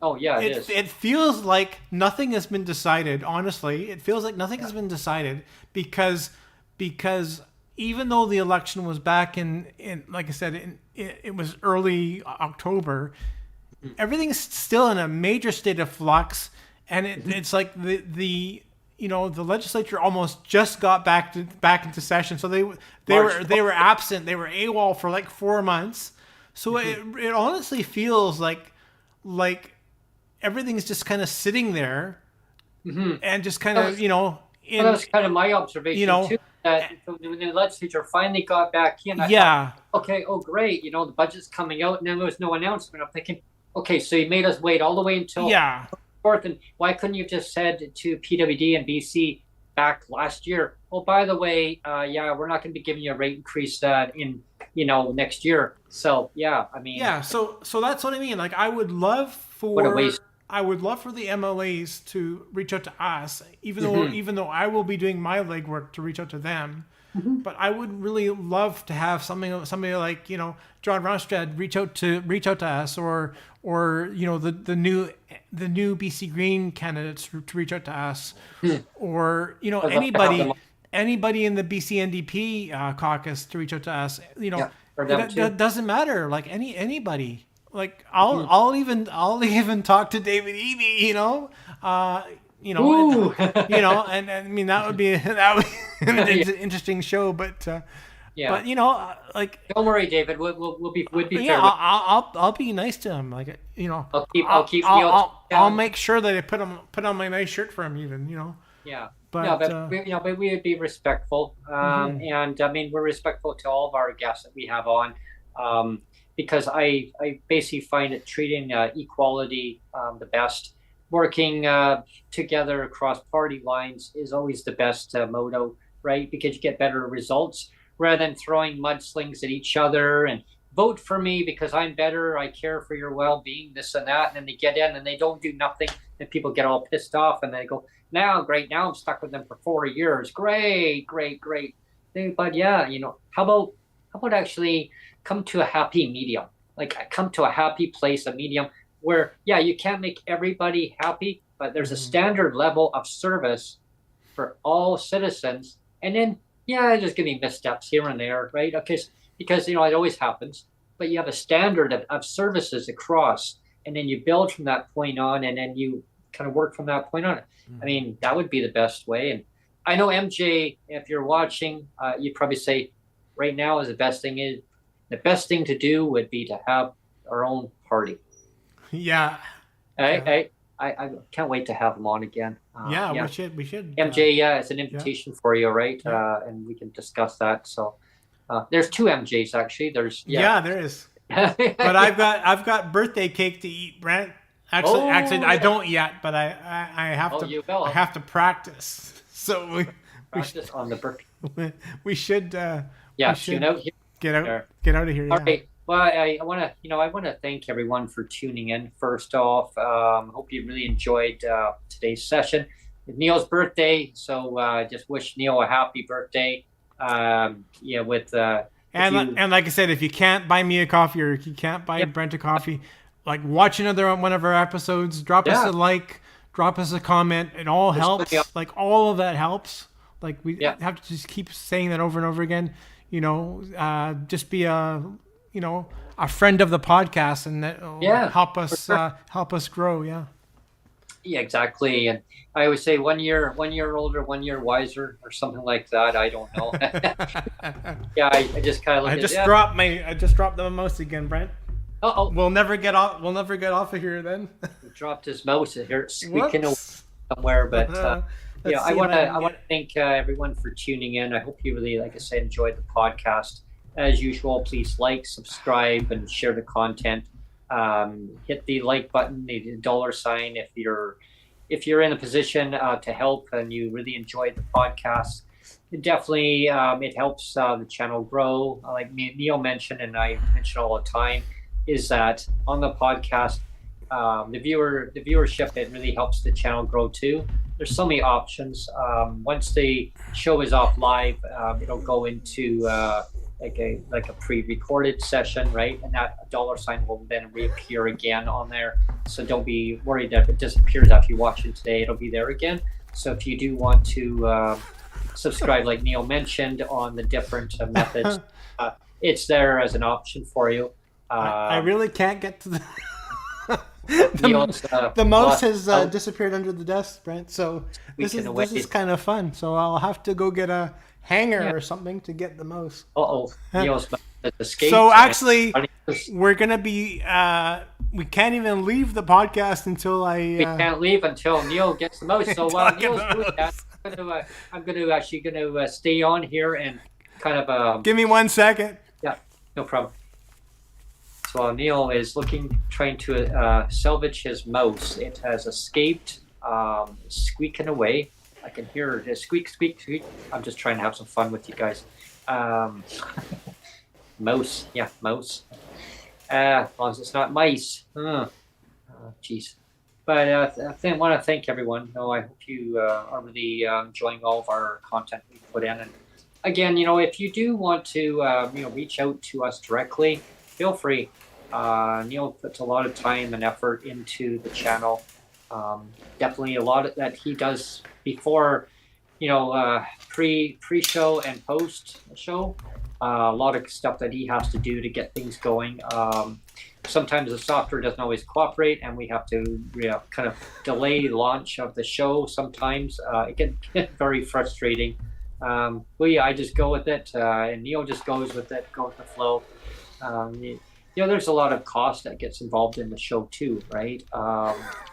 But hey, he's got Neil's got something to try and scoop the mouse up with. But yeah, I mean, per year, every little bit helps as you can. Please, stay tuned for Breaking with Brent segments, because I'm looking forward to doing some of those. I haven't done any coffee time in a while, but as the weather gets better in the park, I'm gonna try to voyage down to one of our local parks and go down that way.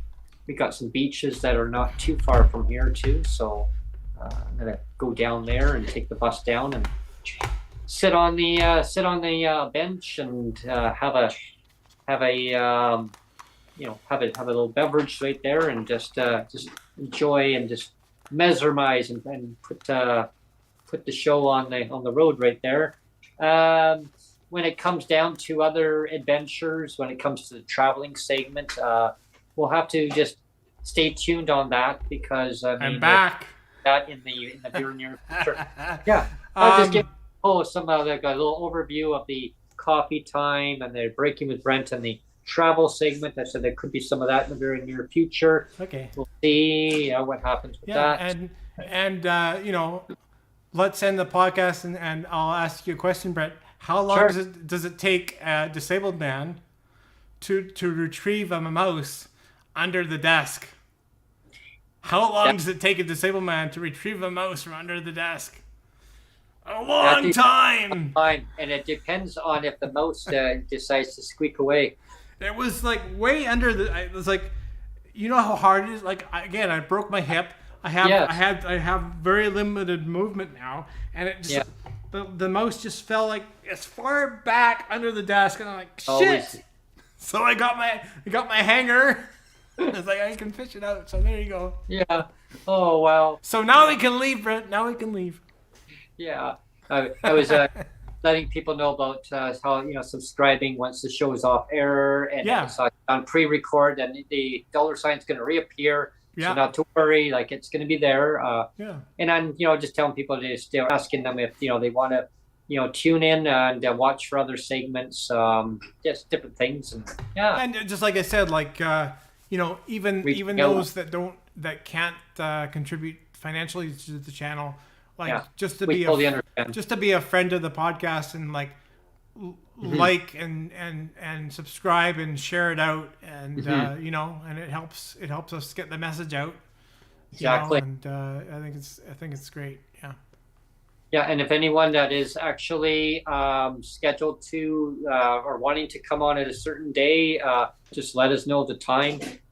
Peter, if you can let us know ASAP, it'd be greatly appreciated.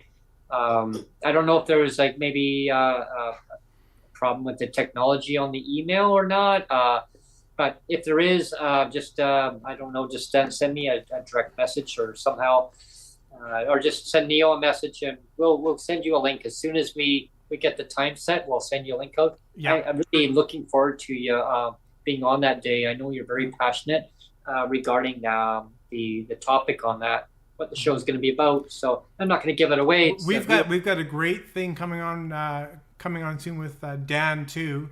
I don't want to spoil it yet. I don't want to let the cat out of the bag yet. But it's gonna be great. It's again like we love it that we have actually people reaching out to us now, and this is a case where we had somebody reach out to us, and it's an amazing opportunity for both us and them. The people that are coming on the podcast, it's going to be great. It's going to be a great opportunity for Dan too. Like it's a great opportunity all around, and we'll talk about it when it gets closer to the day. But it's going to be a really great episode, and it's one of those ones that wouldn't be possible. It wouldn't be possible unless that person reached out to us, because I would never have come up with the idea to do that. Unless the person reached out to us first and say, would you like to try this? And it's like, yes, of course, we'd love it, right? But there again, it's because that person reached out to us first that we're like, yes, we can do this, right? And that's what I mean. So if people reach out to us and say, reach out to us. Can we do this? Can we do this episode? It's like, yeah, of course you can. It'd be great. Yeah, I know there's a lot of people in the disability community, and I've read on X and very compelling, a lot of lived experience stories, what they go through. And I think a lot of people are worried that their voices are not being heard.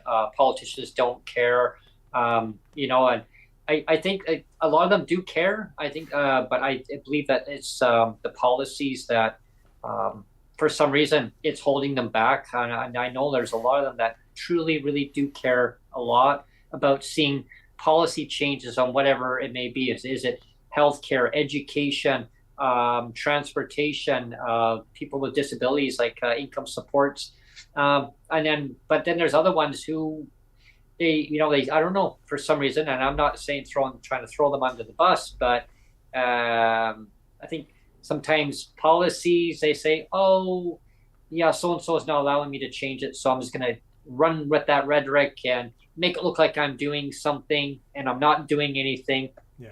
Just because you're playing with people's lives, right? And again, if you're not going to do anything, take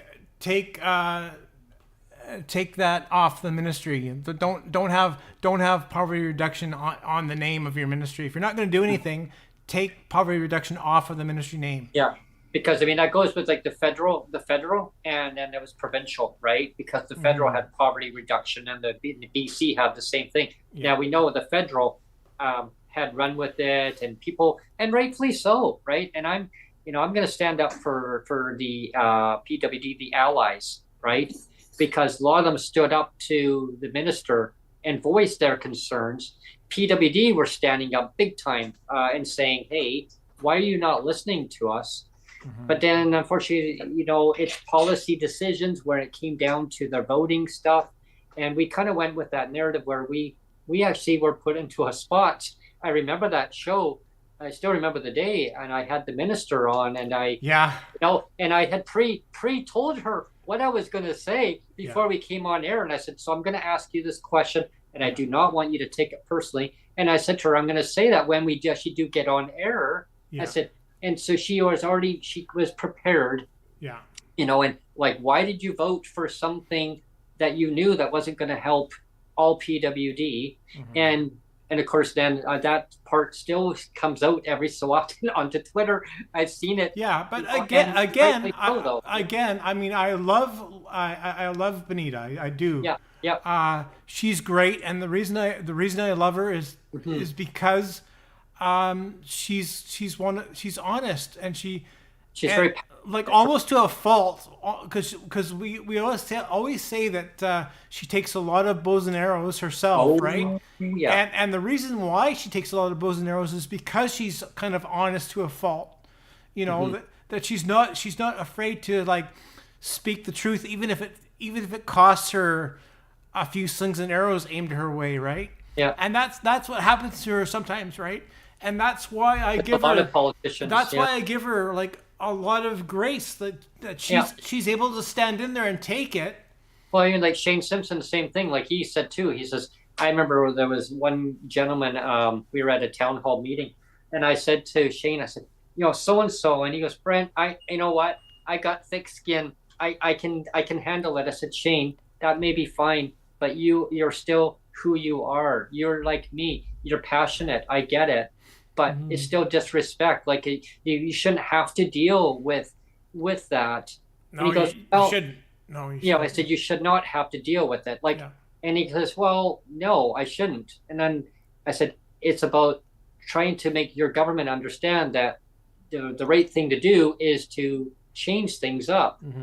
And as we learned going forward, a lot of policy decisions do need to be changed, right? But again, going back to Bonita Zarrillo, like when we had her on the podcast last time, I thought she explained herself extremely well. She did. She really explained herself extremely well. So I don't know how anybody could take that out of context and say, see, look at what Bonita said. And I mean, I don't really understand that, because she did explain herself really well. She defended herself really well, and it bugs me when somebody like her defended herself as well as she did and explained herself as well as she did, and people still take it out of context and say, see, look at her, look what she's doing, you know?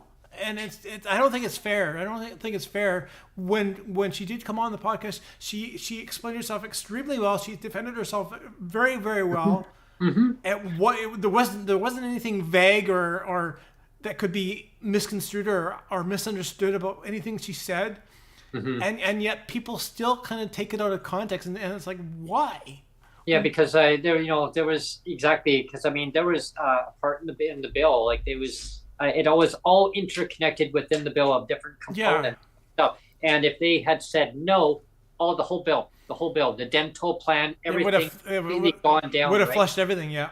And so they had to at least take something out of it, and the problem is that it was the Liberals at the time had put them into a bad situation where, nothing against the Liberal Party of Canada, right? But at the time, under the different administration, it was a narrative that put them into a spot where you take this or not. And again, I guess learning lessons of maybe something should have been safeguards been put in place differently. Possibly. Should Jagmeet Singh, the leader of the NDP federal, should he have maybe stood up and spoke up and said people with disabilities more often? Possibly. And yes, he probably should have. And yes, you should have Jagmeet, because people in the disability community, we all called on that. Like, where's Jagmeet? Why are you not speaking up? And I can tell you, as a PWD advocate and as a person with a disability, like I echo, and I'm not speaking for other PWD, across Canada, but the ones who can't speak up, who do want their voices to be heard, and other ones who do want their voices to be heard, we all felt that you abandoned us. And your members fought. They kept fighting for the CDB, but their hands were tied. And I guess it was frustration saying, well, why didn't you make it part of your supply and agreement with the Liberals? You get this benefit out now the way that it was supposed to be. And I mean, maybe that. I mean, to be fair, I mean, I've actually had the same conversation with Kent about Jagmeet Singh as well, and it's possible that we're misreading it. It's possible that there could have been more going on behind the scenes, but it still looks bad. It still looks it was a bad look. I think there was a lot that was going on behind the scenes. I really do. Like hearing how a lot of the parties will interact with each other. I mean, and I learned a lot from John Horgan, though. He taught me a lot. Like he said, what you see at ground level, I can tell you, he said, there's a whole shitload that goes on that I got to deal with personally. And I said, really? He goes, as a premier now. And he thanked me. He says, thank you for allowing me to be the premier. Well, I didn't do anything. He goes, yeah, you did. You actually helped get people to know who I am. And so you guys did your part.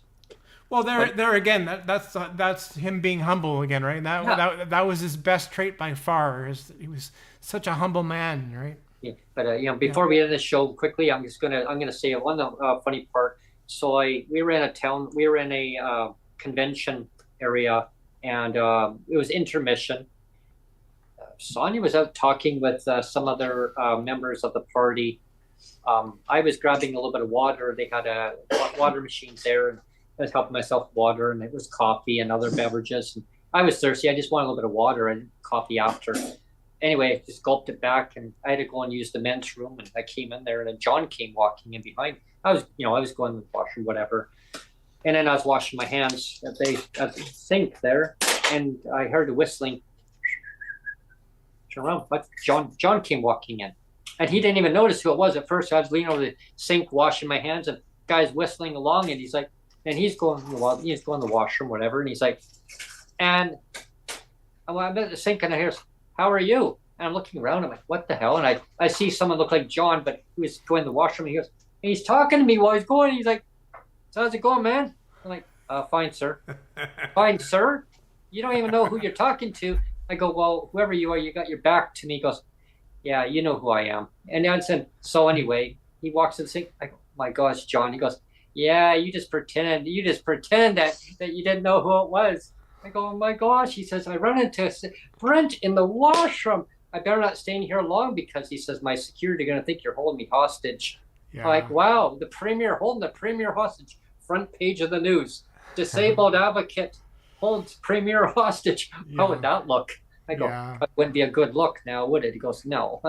But anyway, he told me that just to keep up the advocacy, that was back then, way before we got the podcast going.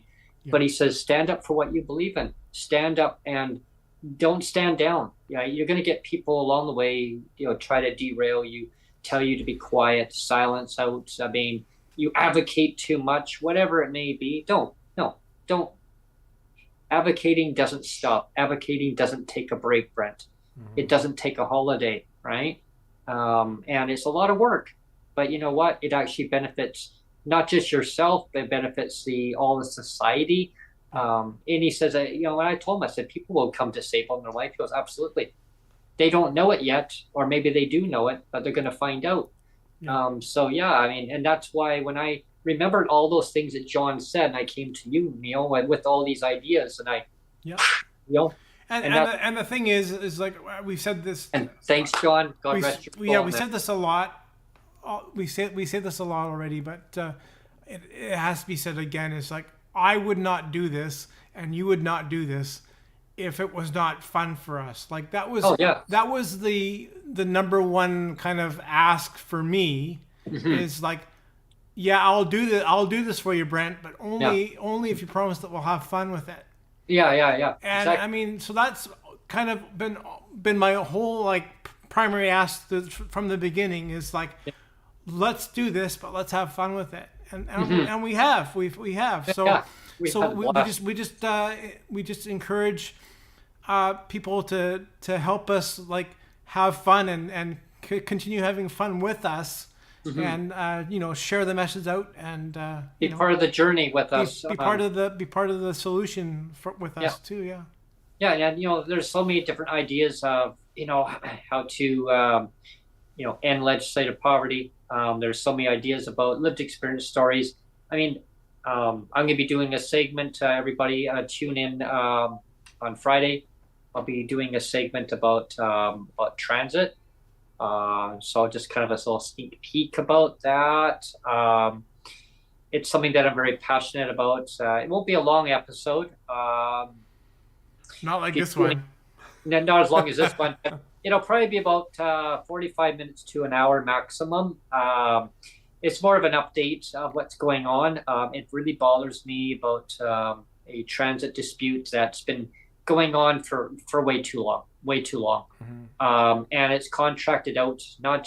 I found this out by doing some homework on it, to a company in France. France that actually is the company that runs it, and it's BC Transit. How does that work? Gotta love outsourcing. How does that work? Yeah. Meanwhile, the community's stranded. I feel very sorry for the bus drivers. Yeah. There's a lot of outstanding issues that need to be resolved, and I'm not going to, get into all that right now, but talking on the podcast about that on Friday. But one of the outstanding issues is bathroom breaks. Yeah. I mean, come on, bathroom breaks. I mean, give the bus drivers time to turnaround time to go to the washroom. They're not allowing. I wonder if one of the free perks of signing up with somebody in France was free croissants. Maybe. Do you think free croissants was part of the deal? Maybe they love our French. Maybe they love our French fries. The French fries. And we do have to. Yeah, before I drop the most again, Brent, we got to get out of here. Okay. Thanks everyone, and happy birthday again, Neil. And it's been a blast of a show today. Thanks for tuning in. Definitely stay tuned till Friday. Later this week, and we'll be talking transit. How does it affect your life? You'll find out. One of your favorite topics, Brent. Oh yes, I'll be very, very good on that. Okay. Anyway, cheers, everyone. Hey, don't worry, there won't be no pink unicorns popping out. There you go. I mean, it might be sticking around because they never go anywhere. Then take care, everybody. Have a good day. Thanks. Okay, bye.